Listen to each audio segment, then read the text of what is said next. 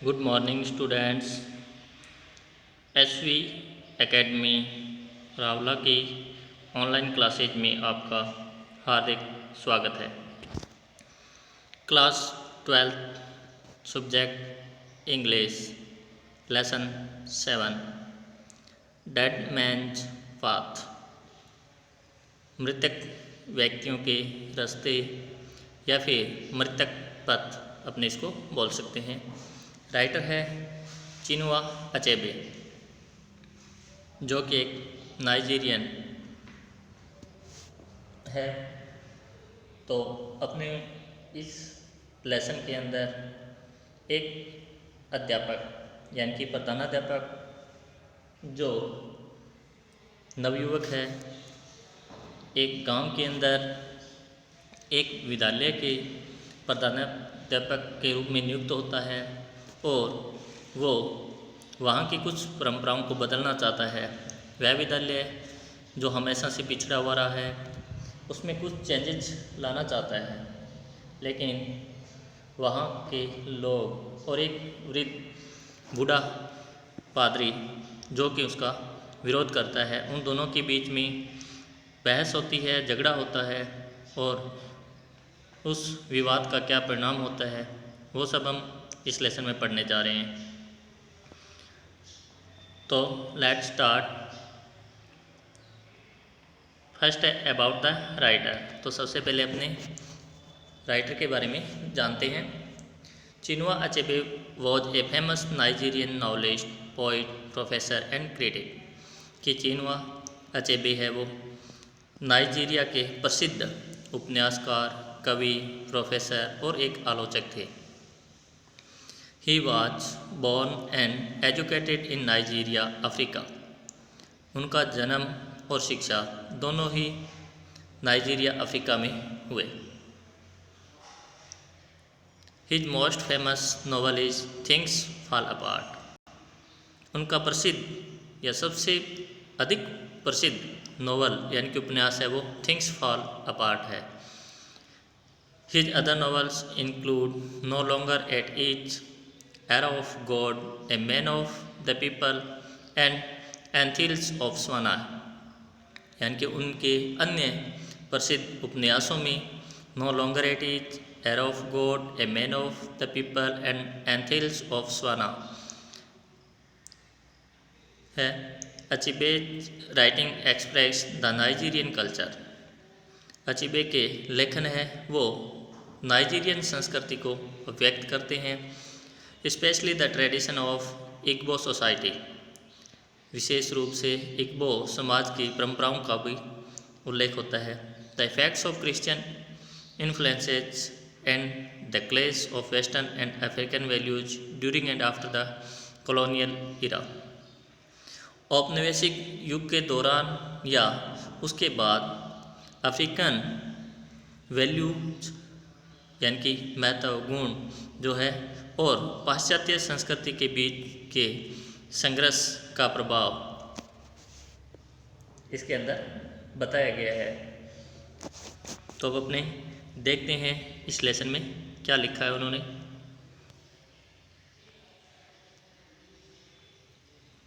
First है Michael Obi's hope were fulfilled much earlier than he had expected. कि Michael Obi की आशाओं को उनकी अपेक्षा से पूर्व ही पूरी हो चुकी थी।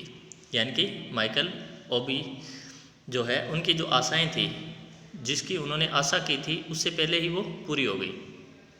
ही was appointed head master of Endume central school in January 1949। जनवरी 1949 में उन्हें एंड्यूम सेंट्रल स्कूल का प्रधानाध्यापक नियुक्त किया गया। It had always been an unprogressive school. जो कि हमेशा से ही एक पिछड़ा हुआ विद्यालय रहा था। कौन सा? एंड्यूम सेंट्रल स्कूल की बात हो रही है कि जो हमेशा से ही एक पिछड़ा हुआ विद्यालय रहा था। So the mission authorities decided to send a young and energetic man to run it। इसीलिए मिशन के अधिकारियों ने इस विद्यालय को चलाने के लिए एक युवा और ऊर्जावान व्यक्ति को भेजने का निश्चय किया। यानी कि उन्होंने निर्णय लिया कि अगर इस स्कूल को पिछड़ेपन से आगे लेके आना है तो हमें किसी ऐसे व्यक्ति को वहाँ पे अपॉइंट करना चाहिए जो युवा भी हो और ऊर्जावान हो, जो अपने कार्यों से दूसरों को प्रेरित कर पाए। Obi expected this responsibility with enthusiasm. Obi ने इस जिम्मेदारी को उत्साहपूर्वक स्वीकार किया। He had many wonderful ideas and this was an opportunity to put them into practice. उसके पास बहुत शानदार विचार थे और यह उसके लिए एक सुअवसर था कि वह उन्हें उपयोग में लाता। यानी कि उसके बहुत बड़े बड़े अच्छे विचार और स्वप्न थे और उसको ये एक सुअवसर प्राप्त हुआ था कि वह उन्हें व्यवहार में उपयोग में लाए। He had sound secondary school education और उसकी माध्यमिक स्तर की स्कूली शिक्षा बहुत अच्छी रही थी। यानी कि कह सकते हैं कि उसने माध्यमिक स्तर तक की शिक्षा वो अच्छे से प्राप्त की थी। Which designated him a pivotal teacher in the official record and set him apart from the other head masters in the mission field. और उसी शिक्षा ने विच उस शिक्षा के लिए आया है, एजुकेशन के लिए आया है, उसी शिक्षा ने उसे एक प्रधान अध्यापक का नाम दिलवाया। विच डेसिग्नेटेड यानी कि नाम दिया जाना, पाइवटल टीचर का मतलब है एक प्रधान अध्यापक। इन ऑफिशियल रिकॉर्ड्स यानी कि कार्यालय अभिलेखों के अंदर, और उसी शिक्षा ने कार्यालय अभिलेखों में उसे एक प्रधान अध्यापक का नाम दिलवाया। And set him apart from the other headmaster in the mission field, और उस मिशन क्षेत्र के अन्य प्रधानाध्यापकों से अलग स्थापित किया। यानी कि उनको अलग बताया, वो उससे उन सभी से अलग था। He was outspoken in his condemnation of the narrow views of these older and often less educated ones। वह उन वृद्ध और प्राय कम पढ़े लिखे लोगों की संकीर्ण मानसिकताओं का खुलकर विरोध किया करता था। आउटस्पोकन यानी कि बड़बोला जिसको बोलते हैं, जो कुछ कहना है वो अगले के सामने ही बोल देना, अगर किसी की निंदा करनी है तो भी कर देना। कंडेमनेशन का मतलब होता है भर्त्सना, किसी की आलोचना कर देना। यानी कि वह जो वृद्ध लोग और कम पढ़े लिखे लोग थे और उनकी जो मानसिकता संकीर्ण मानसिकता होती थी, नैरो व्यूज, उनका दृष्टिकोण जो पुरातन पंथियों की तरह होता था, उनकी वह भर्त्सना किया करता था। We shall make a good job of it shan't we, he asked his young wife when they first heard the joyful news of his promotion. अब यहाँ पे बताया गया है कि जैसे ही ओबी और उसकी पत्नी ने उसकी खुशी युक्त पदोन्नति के समाचार को पहली बार सुना तो उसने अपनी पत्नी से पूछा, युवा पत्नी से पूछा। किसने? ओबी ने। यानी कि जैसे ही उन दोनों को उसकी पदोन्नति यानी कि एक प्रधानाध्यापक के रूप में नियुक्त किए जाने की एक खुशी से युक्त समाचार प्राप्त होता है तो वो अपनी पत्नी से पूछता है, और वो क्या पूछता है? We shall make a good job of it shan't we, हम इसका एक बहुत अच्छा उपयोग करेंगे, है ना? शैंट वी, या नहीं करेंगे? यानी कि वो पूछता है कि ऐसा ही होगा ना? तो वो कहता है कि हम इस जॉब का अच्छे से उपयोग करेंगे, है ना? We shall do our best, she replied, और उसकी पत्नी ने उत्तर दिया और वो उसने कहा कि हम हमारा बेहतर या भरसक प्रयास करेंगे। We shall have such beautiful gardens and everything will be just modern and delightful, और उसके बाद में वो बोलती है कि हम एक सुंदर सा बगीचा लगाएंगे वहाँ विद्यालय के अंदर। वो सब जहाँ पे उसे प्रधानाध्यापक नियुक्त किया गया है वहीं का चल रहा है। और वह कहती है, क्या कहती है? कि हम वहाँ पे एक सुंदर सा बगीचा रखेंगे, and everything will be just modern and delightful, और हर चीज़ वहाँ की आधुनिक और खुशनुमा होगी। यानी कि हम वहाँ पे ऐसा काम करेंगे जिससे सभी लोग देखकर खुश होंगे और वो आधुनिक भी होगी।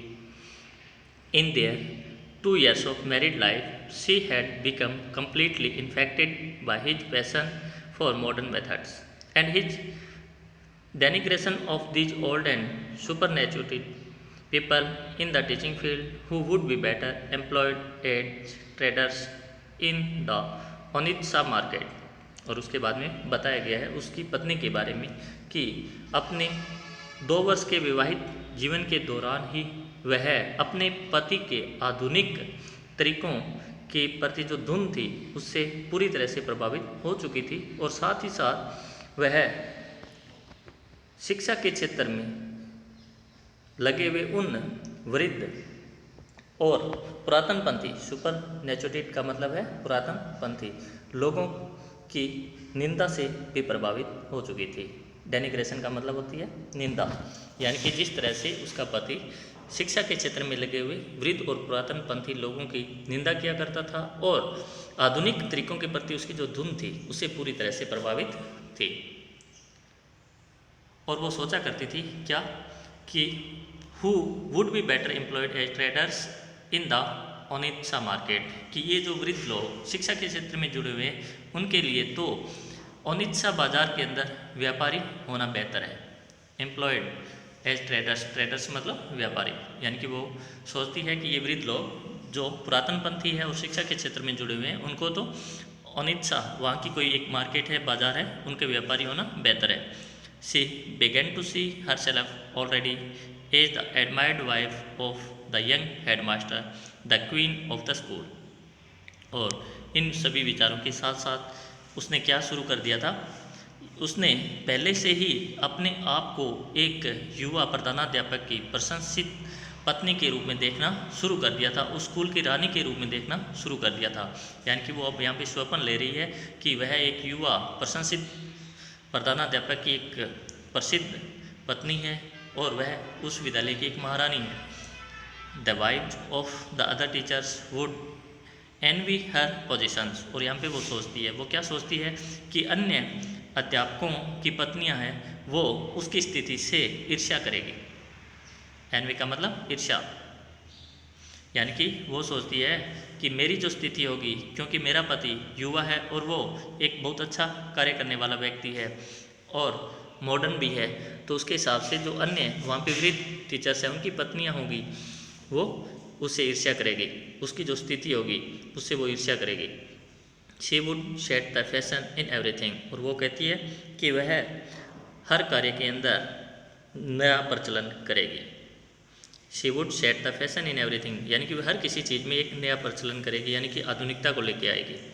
Then suddenly it occurred to her that there might not be other wives, तभी अचानक से उसके दिमाग में विचार आता है कि क्या वहाँ पर दूसरी पत्नियाँ भी हो सकती है, यानी कि अगर नहीं हुई तो।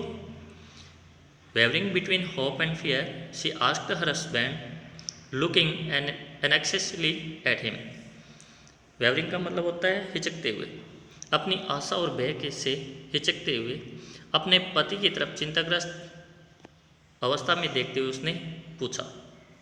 अब यानी कि उसे जब अपने आप ही कुछ संदेह हुआ कि हो सकता है वहाँ पे दूसरी पत्नियाँ ही ना हो, तो वो अपनी भय और आशा में हिचकिचा रही थी और साथ ही साथ वो अपने पति की तरफ चिंतित होते हुए देख रही थी और पूछ रही थी। क्या पूछ रही थी? तो उसने उसके बारे में पूछ लिया कि वहाँ पे अन्य पत्नियाँ होगी या नहीं होगी। तब उसका पति आंसर देता है, all our colleagues are young and unmarried, और उसने कहा कि he said with enthusiasm which for once she did not share, यानी कि उसके पति ने इतने अधिक उत्साह के साथ कहा कि वह एक बार के लिए उस पर विश्वास या समझ ही नहीं पाई, उसे समझ नहीं पाई। डिड नॉट शेयर, यानी कि एक बार में वह समझ ही नहीं पाई। और उसने कहा था, क्या कहा था उत्साह के साथ, कि हमारे सभी साथी है वो युवा और अविवाहित है, यानी कि जैसे उसके पति ने एक उत्साह के साथ कहा कि हमारे सभी साथी युवा और अविवाहित है, तो वह उसे एक बार में समझ नहीं पाई। Which is a good thing he continued, और उसके आगे भी उसने कहना जारी रखा कि वो हमारे लिए अच्छा भी है। विच इज़ ए गुड थिंग, वह अच्छी बात है। तो उसकी पत्नी बोलती है वाई, यानी कि वो कहती है ऐसा क्यों? Why they will give all their time and energy to the school, तो वो बोलता है क्यों कि वे अपना पूरा समय और ऊर्जा विद्यालय को दे पाएंगे।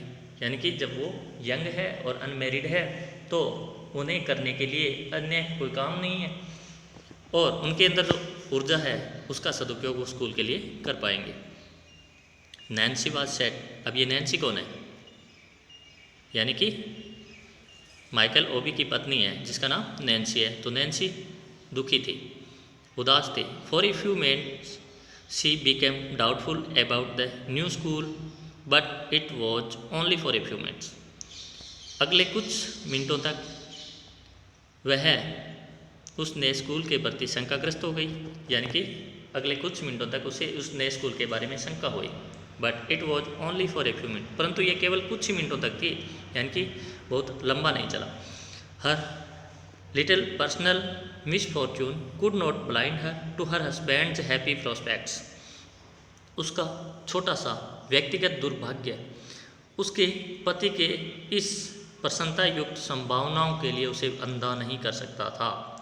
यानी कि उसका जो दुर्भाग्य था, एक छोटा सा दुर्भाग्य कि दूसरे टीचर्स की पत्नियां नहीं हैं, उसके लिए वह अपने पति की जो प्रसन्नता युक्त संभावनाएं थी, जो वो सोच रहा था कि हम ऐसा करेंगे वो करेंगे, तो उसके लिए उसे अंधा नहीं कर सकती थी। कौन नहीं कर सकती थी? वह दुर्भाग्य। She looked at him as he sat folded up in a chair. उसने अपने पति को अपनी चेयर के अंदर सिकुड़ कर बैठे हुए देखा। यानी कि जैसे ही उसका पति अपनी चेयर के अंदर सिकुड़ कर बैठा हुआ था तो उसने उसकी तरफ देखा। He was stoop-shouldered and looked frail. वह झुके हुए कंधे के साथ बैठा हुआ था और कमज़ोर दिखता था। लुक्ड फ्रेल, फ्रेल का मतलब होता है कमज़ोर। यानी कि स्टूप शोल्डर का मतलब कंधे झुके हुए, यानी कि जिस व्यक्ति के अंदर उत्साह ना हो वह झुके हुए कंधों के साथ कमज़ोर दिख रहा था। But he sometime surprise people with sudden burst of physical energy. परंतु कई बार वह अचानक से शारीरिक ऊर्जा के उफान से लोगों को आश्चर्यचकित कर देता था। यानी कि यहाँ पे बताया गया वो दिखने में तो ऐसा लग रहा था कि उसके कंधे झुके हुए हैं और वह कमज़ोर है, यानी कि एक उदास और आशाविहीन बैठा हुआ है। लेकिन कई बार वो क्या करता था, अपनी शारीरिक ऊर्जा का जो ब्रस्ट मतलब उफान था उससे वो लोगों को आश्चर्यचकित करता है। In his present posture however all his body strength seem to have retired behind his deep set eyes, giving them an extraordinary power of penetration. यहाँ पे बताया गया है कि उसकी वर्तमान में जो स्थिति, मुद्रा जो थी, बैठने का जो तरीका था, पोस्चर मतलब मुद्रा, बैठने का तरीका, हालांकि उसकी सारी यानी कि पूरी की पूरी शारीरिक ताकत उसकी धंसी हुई आंखों के पीछे आराम करती हुई प्रतीत हो रही थी और वह उनकी आँखों को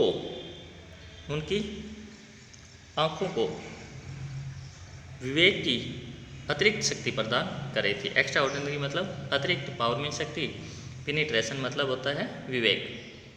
यानी कहने का मतलब कि उसकी वर्तमान जो मुद्रा थी, हालांकि वो ऐसा लग रहा था कि उसकी शारीरिक शक्ति है वो अब आराम करती हुई उसकी उन धंसी हुई आँखों के पीछे आराम करती हुई प्रतीत हो रही थी, परंतु वो वहाँ पे आराम करने की बजाय उसकी आँखों के अंदर जो विवेक की अतिरिक्त शक्ति भी प्रदान कर रही थी। He was only 26 but looked 30 or more. अब यहाँ पे ओबी की बात हो रही है कि वह 26 वर्ष का था परंतु 30 या उससे अधिक का दिखता था। On the whole, he was not unhandsome. कुल मिलाकर वह बुरा नहीं था। यानी कि अगर इतना कुछ होने के बाद भी हम कहें तो वह बुरा नहीं दिखता था। What are you thinking? Mike said Nancy after a while. कुछ ही समय के बाद नैन्सी ने पूछा कि माइक तुम क्या सोच रहे हो, यानी कि तुम किस सोच या किस उधेड़बुन में लगे हुए हो। तो आज के इस वीडियो में इतना ही। नेक्स्ट वीडियो में अपने इसे कंटिन्यू करेंगे। तब तक के लिए goodbye. Thanks for watching. Have a nice day.